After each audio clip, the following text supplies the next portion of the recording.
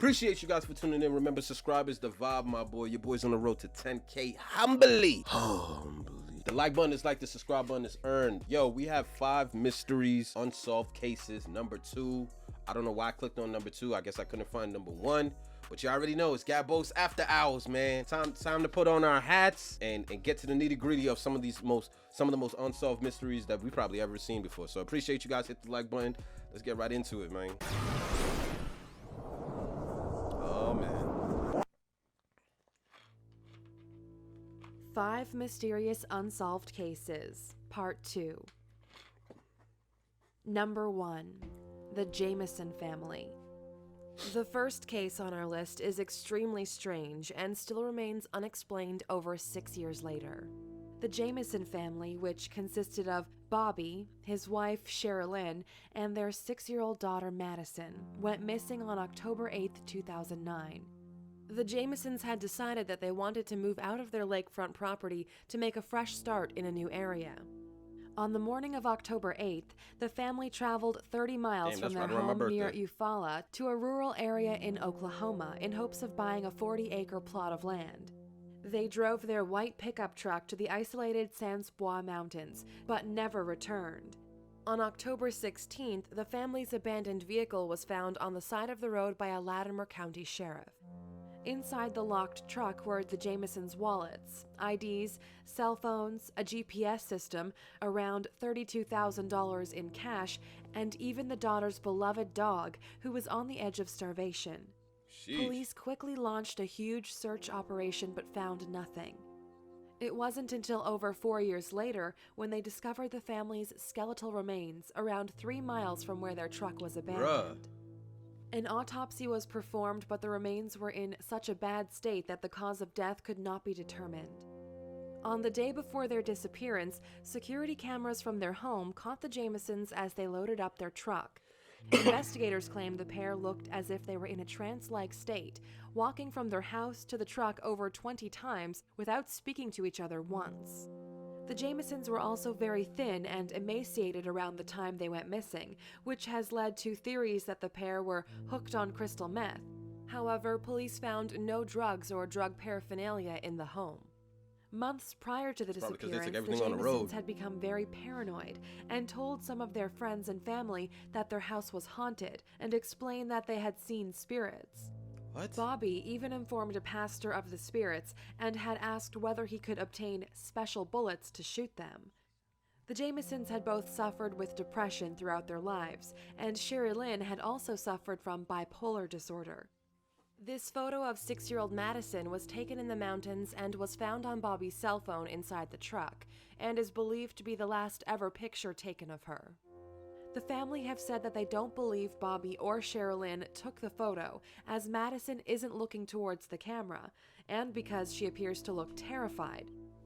There are many theories surrounding this case, from the family getting lost, abduction, a cult sacrifice, a cartel killing, to a murder-suicide. They either got, dehydrated, lost, I'm trying to figure out what the hell y'all doing out there in the first place. This is the type of shit, I'm telling you, man. I don't knock how people be dying, but this is the type of shit I always deem to be avoidable.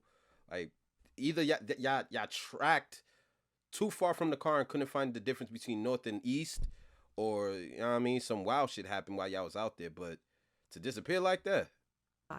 However, over 6 years later, nobody is any closer to knowing what really happened on that day. All 3 of them died. Number 2. That's wild. Amber Tuckerow. 20-year-old Amber Tuckerow went missing on August 18, 2010. The previous day, Amber, her 14-month-old son, and her female friend flew to Edmonton International Airport from her hometown of Fort McMurray, Alberta. Once the 3 arrived, they booked themselves into a motel in Nisku, close to the airport, where they could spend the night. The next evening, Amber left the motel to catch a ride into the city of Edmonton.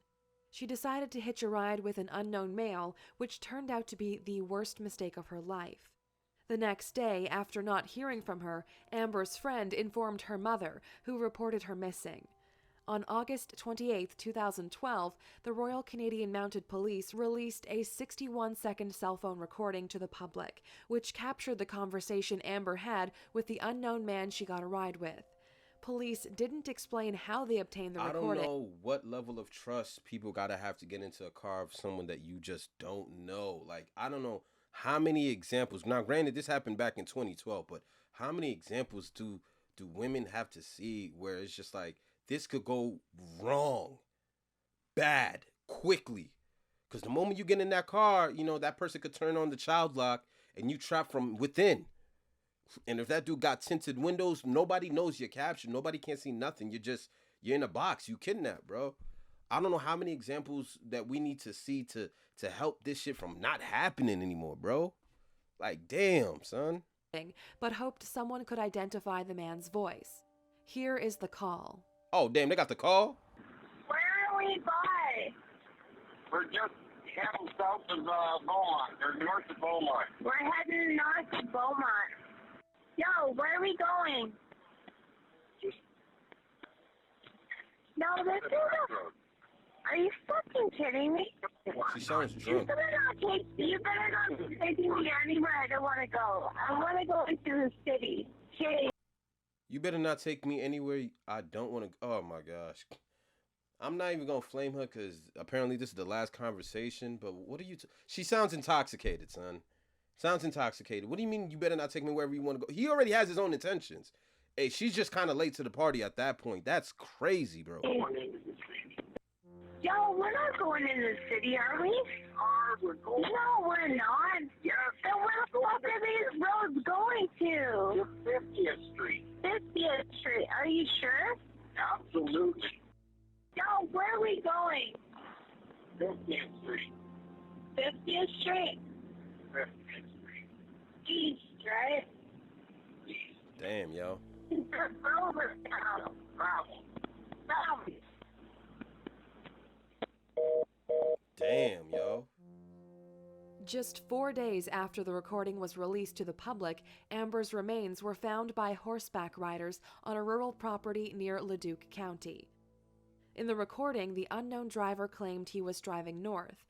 However, RCMP investigators believe that instead of driving north to the city, he drove southeast along the rural roads of Leduc County. Yo, let me tell you something, bro. Like, there are a lot of weird, twisted people out there. And it's like, sometimes it's kind of hard for me to fathom that shit about people because I'm a human being too. And I was trying to think back. I was like, when people want to attack children, when people want to attack women that they don't know, that's never done anything to them, that's very predatorial. And I don't even want to call it a sickness. It's just something that you got to be aware of, bro. You really got to be aware of that. Like, the most friendliest person is a psychopath. You know what I mean? Like you got to be mindful that some of these people, they're just looking for the slightest opportunity, bro. The slightest opportunity. All it takes is one bad decision. And that's the one thing that's so unfortunate about life and how, like, we don't get second chances. One bad mistake, you're done. Doesn't matter who you are, doesn't matter how old you are, doesn't matter what you've accomplished or how much money you make. We're all one bad decision away from death. That's just life in a nutshell, bro. I'm sorry. I'm not breaking news here, but like, to put yourself in this situation, it's like, damn, son, this dude was preying on people. And he found the one victim who sounded intoxicated. I got in his car and he already had his own evil intentions, bro. That's crazy. But then again, that's the world we live in. Although police released the 61-second recording, the call actually lasted for 17 minutes, which is practically the amount of time it would take to drive from the motel Amber was last seen to the location where her body was discovered. CBC News has learned that the call actually came from Amber's brother, who was locked up in the Edmonton Remand Center, where all outgoing calls are recorded. Police have said due to the recording, they have received hundreds of tips, but still have not identified the unknown driver. He was the one that did it. Number 3. That's crazy. Madeleine McCann. In late April of 2007, Kate and Jerry McCann went on holiday to Portugal with their 3 young children and a group of their friends. At 10:14 p.m. on Thursday, May 3rd, 3-year-old Madeleine McCann was reported missing. Portuguese police received a call claiming that the 3-year-old British girl had been abducted. Earlier that night at around 7 p.m., the McCanns put their children to bed. They say that all 3 were asleep at around 8:30 p.m. They then left the apartment and met up with 7 of their friends for dinner at a tapas bar. 50 yards across the pool from their apartment. The McCanns say that checks were made on the kids every half an hour to make sure they were safe. At around 9:05 p.m., Jerry McCann made his way to the ground floor apartment in Praia da Luz. He says all of the children were still asleep and Madeleine was in her bed. At 9:30 p.m., one of the McCann's friends, Dr. Matthew Oldfield, checked on the children. He claims that the McCann's bedroom door was wide open, but as he heard no noise, he left without looking far enough into the room to see whether Madeleine was in bed. At 10 p.m., Kate McCann checked the apartment. She says that she noticed the children's door was open wider than she remembered it being. When she entered the room, she claims that the window shutter and curtains were wide open and that Madeleine was no longer in her bed. Wow. Kate quickly returned to the tapas bar where she began screaming that someone had taken her daughter. At 10:30 p.m., the resort activated its missing child search protocol, where 60 staff and guests, and later police, searched the resort through the night. In the first 24 hours of the investigation, many mistakes were made by police. Of course. One being the crime scene that was not fully secured, meaning around 20 people entered the apartment before it was closed off, contaminating any potential evidence. Yep. The McCanns quickly became suspects by Portuguese police, as they didn't buy their story and couldn't believe that they left their children unattended. They theorized that there had been a tragic accident, and the parents had hid Madeleine's body and staged the abduction scene. Damn. Although they were suspects, Kate and Jerry were allowed to leave Portugal and return to the UK in September of 2007. After a year-long investigation, in July 2008, Portugal's Attorney General closed the case and the McCanns were no longer being treated as suspects. In 2013, a BBC show called Crime Watch showed a full reconstruction of the night in question and released e-fit pictures of a man that was spotted by Mary and Martin Smith from Ireland after they told police they saw the mysterious male carrying a child matching Madeleine's description at around 10 p.m., 500 yards from the McCann's apartment. Oh, man. They said that he was walking towards the beach, did not look like a tourist, and did not seem comfortable carrying the child. The show also released e-fits of a group of people that were spotted near the McCann. Who the hell is pointing these guys out? Like, look at this. This look like an Etch-a-Sketch. Like, who is this? A suspect with no nose? Heard you. McCann's apartment on and around the day of the disappearance. Scotland Yard have theorized that Madeleine may have disturbed a burglary.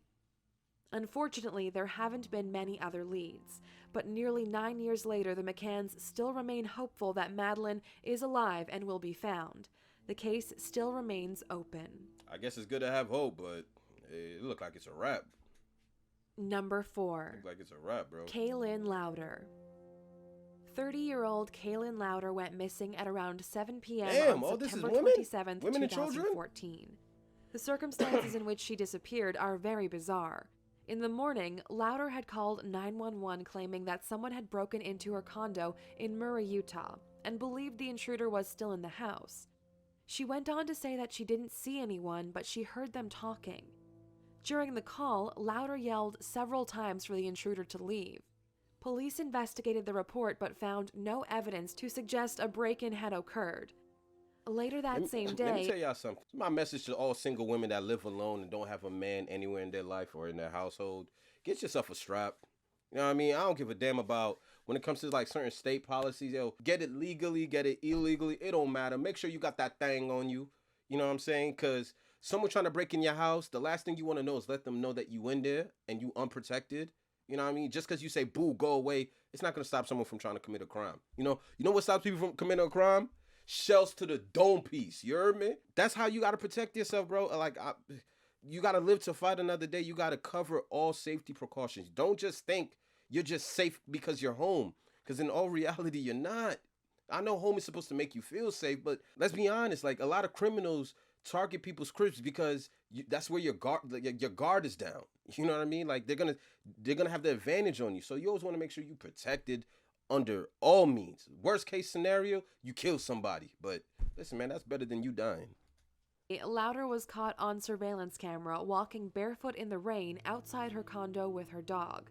Police believe she appears to be having an animated conversation.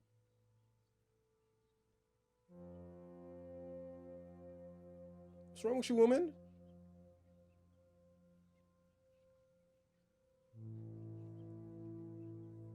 Oh nah, she's off for something. But then again, I ain't gonna front. This is how people talk to their dogs. I ain't gonna front. Dog owners, y'all be talking to y'all dogs like they people. You know what I mean? Like, I swear it's like people purchase animals and become Dr. Doolittle, bro. Like, people will dead ass have full-on conversations with their animals like they dogs speak English. And it'd be the weirdest thing to me, but I guess. At 7 p.m., for an unknown reason, Louder began to run. She left her dog, phone, money, keys, and car behind. This is the last time she was seen alive. Louder's mother had said in a statement that she spoke to her daughter that day and she seemed fine. Her cousin claims that she was cleaning her condo that day and was working on her resume as she had just been let go from her job as a social worker. Her family hired a private investigator to help the search for her. 2 months after her disappearance on November 30th, Louder's body was discovered in the Jordan River in Utah, 5 miles from her home. An autopsy was performed but could not determine how she died. A toxicology report confirmed that there was nothing fatal or illegal in her system. Louder's family say they suspect foul play and do not believe the death was an accident as she had no history of mental illness. However, investigators disagree because the 911 call she made on September 27th was not the first time she had made a false claim. The previous day, she had reported a fight at a wedding that didn't happen, which has led them to believe she was showing delusional behavior. No one truly knows what happened to Kaylin Loudin after she left the condo that day. Her family are still searching for answers. I ain't gonna front. That's eerie that she Number was out there 5. barefoot like that. The disappearance of Timothy. Like my go-to wouldn't have been to think that she crazy, but when you out there barefoot screaming at your dog and that's the last time that they saw you, it's just, damn, son. Like, Unsolved Mysteries be giving me a weird vibe, yo. But I'm here. On the morning of May 11th, 2011, Amy Joan Marie Fry Pitson traveled to the Greenman Elementary School and removed her only child from class and checked him out of the school. From there, Amy and her 6-year-old son, Timothy J. Pitson, began their unexpected 3-day road trip. Their first stop was the Brookfield Zoo in Illinois. After that, they traveled to the Key Lime Cove Resort where they spent the night. Timothy's father, James Pitson, reported his wife and son as missing once he went to collect his boy from school and found out his wife had already taken him out, which he found strange. The next day, Amy and Timothy traveled to the Kalahari Water Park Resort in Wisconsin Dells. Surveillance from the water park the next morning shows them both waiting in line to check out. Shortly after, at around 1:30 p.m., Amy called several of her family members and friends and explained that her and Timothy were fine. At 7:25 p.m., Amy went to a family dollar store in Winnebago, Illinois, where she purchased stationery. She then traveled to the nearby Sullivan's Foods, where she was spotted once again on a security camera. This time, however, there was no sign of Timothy. Her final journey was at around 11:15 p.m., where she checked into the Rockford Inn in Rockford, Illinois. The next day, at around 12:30 p.m., she was found dead by the inn's employees. She had taken her own life by ingesting an overdose of antihistamines and had slit her wrists. Amy left a suicide note and had sent 2 letters to her loved ones in the mail, which claimed that Timothy was safe and was taken somewhere where he will be well cared for. She also wrote that no one will ever find him, and that she can't take the risk of Jim hurting Tim because of her choices. What? Timothy's Spider-Man backpack, toys, and clothing were missing, as well as the clothes Amy was wearing when she checked out of the Kalahari Resort. Amy's mother has said that she did suffer with depression, but she was not a crazy person and never acted bizarrely. Timothy still remains missing as of February 2016. What? Thanks for watching. Subscribe to see more. Nah, bro. So I'll be saying that some people just aren't fit to be parents. It is what it is, and that's the crucial joke, is that, like, anyone's capable of having children, but to go on that detour, like, you took your kids to an amusement park, you know what I mean? You took them out of school early just to end up killing yourself and putting your child, like, what is going? I will never understand the minds of people that are on, like, their last days, bro. Like, people do a lot of erratic things in in that mental state. People be dealing with some shit, man. People be dealing with some shit. That should be heavy, man. But okay, know what I mean? That was 5 mysterious unsolved cases number 2. Y'all let me know in the comment section if y'all want me to bring this shit back. It is interesting though. It is interesting, but really eerie. I'm gonna holler at you guys in the next video. Mamba out. This was Gabos. Know what I mean? I call this like late night edition, or like I'm gonna find a theme for all these like scary videos or like dark, mysterious, unsolved crime videos. I don't know.